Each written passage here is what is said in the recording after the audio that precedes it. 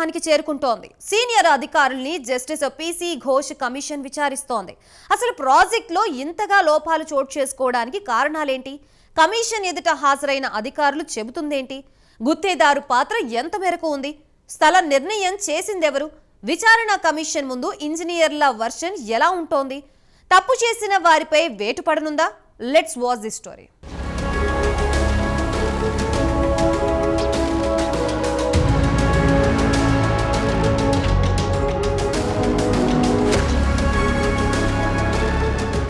తెలంగాణలో గత బీఆర్ఎస్ ప్రభుత్వం నిర్మించిన కాళేశ్వరం ప్రాజెక్టులో అవకతవకలపై విచారిస్తోన్న జస్టిస్ పీసీ ఘోష్ కమిషన్ విచారణలో స్పీడ్ పెంచింది.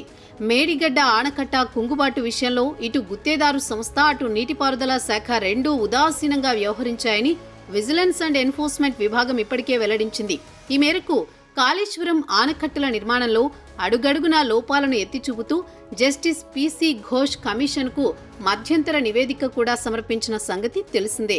బ్యారేజీ నిర్మాణ వైఫల్యంపై పూర్తి నిర్ధారణ కోసం నిపుణుల కమిటీ వేయాలని విజిలెన్స్ విభాగం ప్రభుత్వానికి సూచించింది. అయితే విచారణ కమిషన్ ముందు హాజరవుతున్న ఇంజనీర్లు ప్రాజెక్టు నిర్మాణం, డిజైన్, స్థల నిర్ణయం అంతా నాటి సీఎం కేసీఆర్ కనుసన్నల్లోనే జరిగిందని చెబుతున్నట్లు వార్తలు వస్తున్నాయి. అంతా ఆయనే చేశారని కేసీఆర్ పైనే నెపమేస్తున్నట్లు తెలుస్తోంది. ఈ ప్రాజెక్టును కేసీఆర్ ఎంతో ప్రతిష్టాత్మకంగా తీసుకున్నారు. అంతకుముందు కాంగ్రెస్ ప్రభుత్వం ప్రతిపాదించిన ప్రాణహిత చేవెళ్ల ప్రాజెక్టును కాదని కాళేశ్వరం ప్రాజెక్టు చేపట్టారు కేసీఆర్.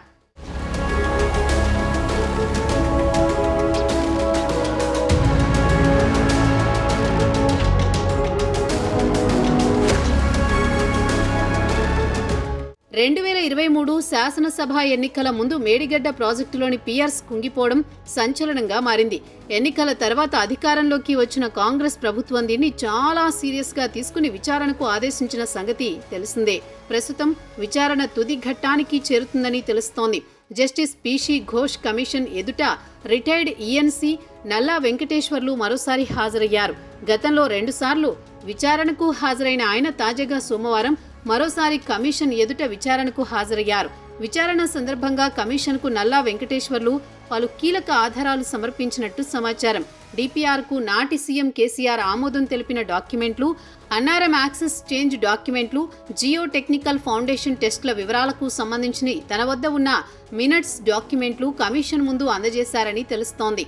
విచారణ సందర్భంగా మేడిగడ్డ, అన్నారం, సుందీళ్ల బ్యారేజీలకు సంబంధించిన అంశాలపై పీసీ ఘోష్ ప్రశ్నించగా కాళేశ్వరం డిపిఆర్ను నాటి సీఎం కేసీఆర్ ఆమోదించారని వెంకటేశ్వర్లు తెలిపినట్లు తెలుస్తోంది.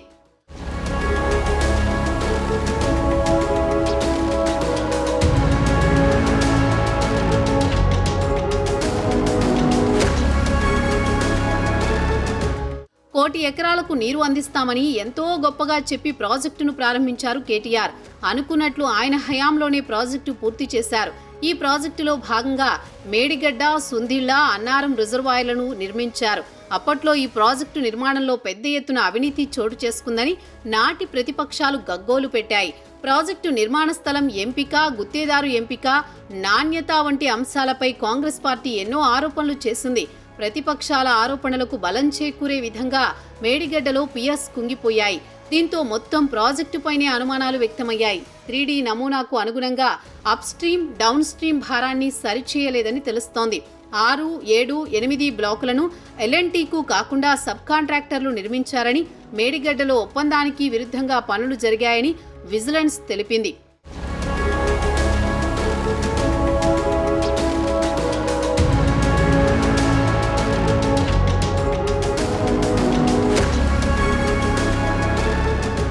మరోవైపు విజిలెన్స్ అండ్ ఎన్ఫోర్స్మెంట్ పూర్తి నివేదికను ప్రభుత్వానికి సమర్పించినట్లు వార్తలొస్తున్నాయి. ఘోష్ కమిషన్ కూడా త్వరలోని ప్రభుత్వానికి నివేదిక ఇవ్వనుందని తెలుస్తోంది. దీంతో ఎక్కడ తప్పు జరిగిందో తెలియనుంది. జరిగిన తప్పులకు ఎవరు బాధ్యులు అనేది తేల్చనున్నారు. అందుకే ఇటీవల మంత్రి పొంగులేటి శ్రీనివాసరెడ్డి పొలిటికల్ బాంబులు పడనున్నాయని ప్రకటించారని తెలుస్తోంది. ఆయన చెప్పిన పొలిటికల్ బాంబుల అంశంలో కాళేశ్వరం కూడా ఉండడంతో ఇప్పుడు కమిషన్ నివేదికపై ఉత్కంఠ నెలకొంది. ఈ విషయంలో గత ప్రభుత్వంలోని పెద్ద తలకాయలే టార్గెట్ అయినట్లు తెలుస్తోంది. అధికారులు చెప్పిన దాని ప్రకారం ప్రాజెక్టుకు కర్త, కర్మ, క్రియ అన్నీ కేసీఆర్ అని తెలుస్తోంది. 1,00,000 కోట్లు పైగా వ్యయం చేసి ఎంతో ప్రతిష్టాత్మకంగా నిర్మించిన ప్రాజెక్టులో ఇలా అవకతవకలు జరగడం సామాన్య జనం సైతం తప్పు పడుతున్నారు.